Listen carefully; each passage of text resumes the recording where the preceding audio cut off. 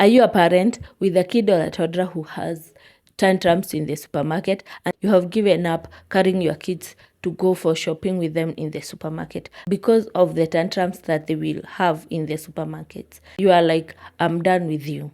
Before you kind of conclude to that, I want to change your mind about that. I want to give you a different perspective of how to see it, and maybe it will change the experience that you have been having with your kids on the supermarket, and maybe it will make it better that they will not have tantrums anymore. Like, they will be well behaved and they will enjoy, because kids like going to the supermarket and going for shopping, and going to the supermarket, they really love it. So it is an experience that they should have. So let me explain.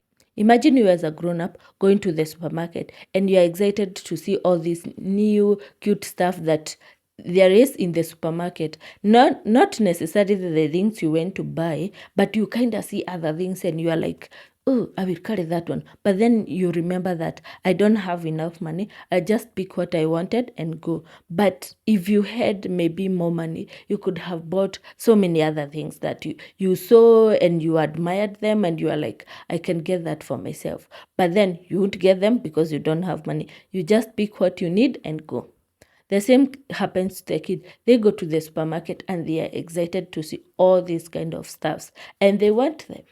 And because they don't understand the concept of money that you don't have money, that things are bought with money, that all that, they don't understand it. That is why they are frustrated that why can't you buy me what I want? And I want these things for myself. So that is the thing you need to teach them. You need to teach them that concept of money, like how maybe the money that you have, the how much things cost. That is what you are supposed to explain to them, but not like in a deep way, because they still don't understand. So this is like how you should do it. When you are writing your shopping list, write their shopping list too.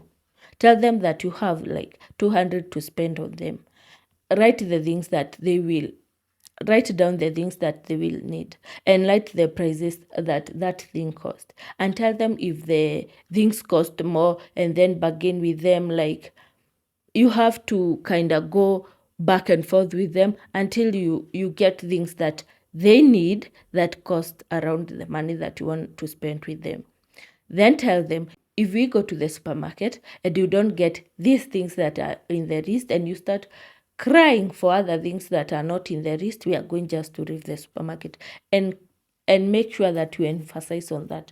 Make sure that you emphasize on the boundary and the consequences that will happen when they don't stick to the list. Then now go to the supermarket. Do you think that they will respond the same way in the first trial? No, kids will just get in the supermarket and see all these things, get excited about them, and then try to break the boundary that you set at home. Like, let me push this mom or dad a little bit, see if they kinda will give in. So if you give in, they will never stick to that budget, to that thing that you have set.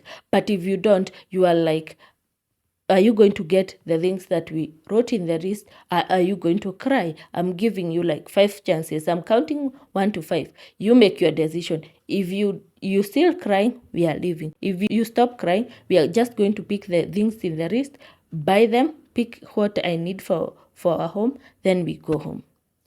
But most likely, for the first few times, they won't stop because they want to see if you will stick by what you said. So just give them the countdown up to 5. Then pick them up and leave. Then the second time, maybe it happens that the same. Then pick them and leave. The third time, they won't do the same because they already know that. We write a list at home, we go stick to it, and if we don't stick to it, we go home without anything. Like, without getting anything. They will not risk that again. So you'll have like, after a few trials, you'll have that thing sorted.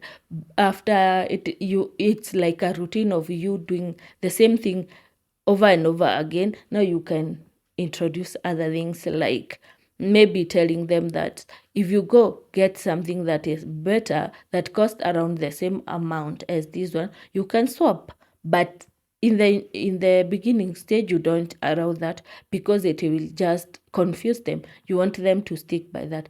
But when they are used to it, you can allow like swapping on things that cost the same thing, and it will help you just have that a good experience with them in the supermarket. And let's just normalize kids throwing tantrums in the supermarket because it is so normal for them. It is not a reflection of a mother how they haven't disciplined their kids. It is not a reflection of a parent how they can't handle their child. It is just a frustrated child, a child whose need was not met. They wanted something and they didn't get it. Maybe a parent stick to the boundary that they had set. So it is so normal for a kid to throw tantrums in the supermarket. So, and if you are irritated by kids throwing tantrums and crying in the supermarket and screaming, it is okay. You can write in the suggestion box that kids below the age of 6 years should not be allowed in the supermarket. And maybe the supermarket will take your suggestion and use it. Or you can shop online. There are no kids screaming online, so you can shop there. But as long as they allow kids below the age of 6 to come in the supermarket, they will always scream. There will always be tantrums because they didn't get what they wanted. And you can't give them everything that they want. So they will always scream. And for a parent, you can't be ashamed about that. There is nothing to be ashamed about. Let them scream, pick them up and go. It is not a reflection of you. It has nothing to do with you. It is just them being frustrated. Imagine yourself when you're frustrated. The only thing that you don't do is on the ground and scream and cry. But you become so irritated, you've been shouting at everyone. You will be in a bad mood. That's the same thing that happens when they are frustrated. So it is nothing different to what we go through. So it is so normal for a kid to throw tantrums and to just cry and scream in the supermarket because they didn't get what they wanted.